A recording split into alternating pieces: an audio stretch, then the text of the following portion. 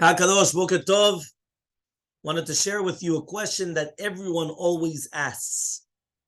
The Balatunim actually mentions this in the beginning of this week's Parashat, Tetzave, that why is it that Moshe Rabbenu is not mentioned in the entire Parashat?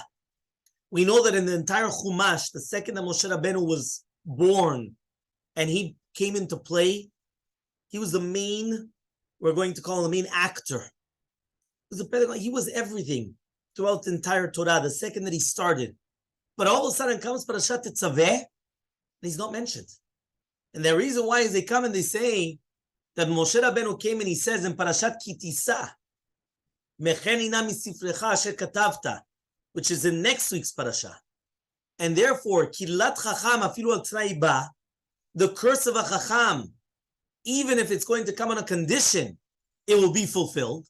And therefore it was Nitkayim. So you don't have the name of Moshe Rabbenu in the Parashat. Some people say for different reasons, because if you think about it, if he made the curse in Kitisa, Hashem wanted to wait the entire cycle until he came back to Tetzave, and now he was forced to, so he had to do it. So he had to erase his name. Other people, because of the Gaon, they say, no, Misifrecha, Misefer Kaf. The 20th Parashat is Parashat Tetzave. And therefore, when he says, erase me from your Sefer, it meant the 20th Sefer that you wrote. And if you start counting the Parashiot until you get to Tetzave, it's 20. So because of that, he was not mentioned in this week's Parashat. But the question is, why still is it going to be in Parashat Tetzave? So the Kol Eliyahu of the Gaon, he comes and he says, V'ata Tetzave ben Israel. The Mefarshim already mentioned, why is it not mentioned? And they said that the reason why is because Zayin Adar, the Nachalah Moshe Rabbenu will always fall out in the week of Parashat Tetzave. Once in a while it will be that Parashat Tetzave will be after Zayin Adar, like this year. But usually it's right before it, but it's always connected.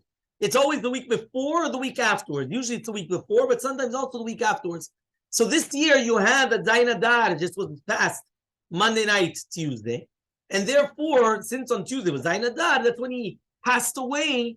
So to hint that, right, Hashem Yitbarach wanted to show everybody that since Zayin Adar was Moshe Rabbeinu passed away, to remember that his name is not mentioned in the parasha.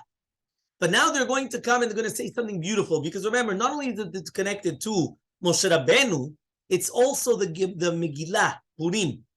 The Gemara Masechet Megillah, Daf Yud Gimel Amud Bet says, Haman HaRasha was Ipilpuru Agoral. What does that mean? Because the Megillah, it says, he made a lottery. He cast the lottery, and that is the lottery. Tana, Kevin Shenafal Pur Bechodesh Adar, once it came out in the month of Adar, Samach Simcha Gdula, he was so happy. Amari says, Nafali Pur B'Yerach Shemebo Moshe, says Haman HaRasha, look how happy I am. This is the month that Moshe Rabbenu, right, died. But he didn't know that Moshe Rabbenu also was born on the 7th of Adar, because he died on the 7th of Adar, and automatically he was born on the 7th of Adar. So Rashi comes and he says, Ipil Pur, Umau Apur, Uagoral, Miyom Liyom, which day is it going to come out? And which month is it going to come out? And they came out on the same day, which is going to be Adar. The Yarod Devash comes and he says like this, Kavanat Aman was Ipil Pur. Because basically what we have to actually understand is that at the end of the day, right, they come and they actually explain, right, as follows. They say, what does it mean in Megillat Esther that because of the Pur, it's called Purim? There was only one lottery. So call it Pur. Why are you calling it Purim? Purim is because there's two. There's two lotteries. How are the two lotteries? There was only one lottery. So he comes and he explains like this. He says, no. Really, Be'emet, on a lottery, you cannot rely upon. Why? Because if you're going to put 12 papers in a little tiny basket, and then you're going to pull one, obviously, right, 1 month is going to come out. But how did they do it? Listen carefully. The year has 354 days, right? What happened was, this is the Jewish calendar. So what happened was is that the guy made 354 little papers. On every single paper, he wrote down a day. So the first day was Aleph, Bet, Gimel, Dalet, continue going. Until finally, when he got to the last day, it was 354. Now, these 354, he put them in one basket. Then he took another basket, and he had 12 papers. And in those 12 papers, he wrote the months of the year, right? So for example, Nisan, Iyar, and so on and so forth. He puts them in the second one. Now he comes and he's going to take from the second one first. And let's say it's going to come out of Adar. And then he's going to take from the other one.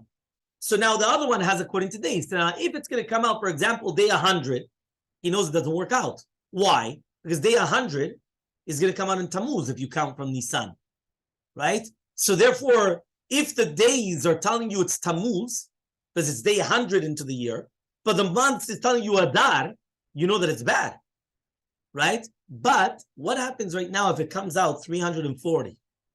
So then it comes out also in Adar. So it comes out that both of the lotteries the lottery of the month came out to Adar, and the lottery of the days came out in the middle of Adar. Now you know 100% that it's a true lotteries. So because of that, it says in the Megillah, Hipil pur miyom liyom umechodesh lechodesh. What does that mean? There were two different lotteries. One was month to month, 12 months, and one of them was day to day. Not once you had the month, now I'm going to check for the day. From the beginning, he had every single day written down, every day of the year.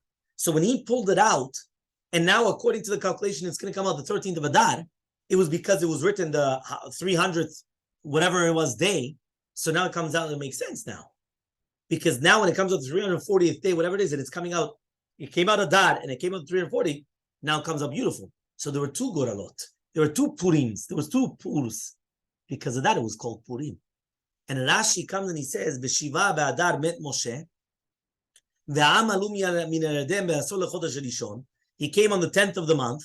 Semeim lemafreya, go 30 days backwards, and 3 days that they prepared. So it comes out that what? It was going to be the 7th of Adar. And the 7th of Adar, he was also born, because it says, I'm 120 years today. What does it mean today? Today my life is fulfilled. That it's fitting for the birth to come and to atone for the death. And therefore now it comes out the beauty of what we mentioned, of what's happening. There were two different days that happened here with Hipil Pur, two different Goralot, in order to understand what's going on. Why is it called Purim? And everything had to do with the death of Moshe Rabbenu, that he was actually looking forward that, Moshe Rabbenu died, but he didn't realize that Moshe Rabbenu was also born on the month of Adar. And the fact that he was also born of the month of Adar, that gave us a salvation as well. Not only just the death, because the death was actually an atonement for the birth of what's actually coming on. And that's why it's so important to realize the beauty. Why is it called Purim? For two Purs, two different lotteries. The lottery of day to day and the lottery from month to month, that they both coincided to the exact same time. So he knew it was going to be a good lottery.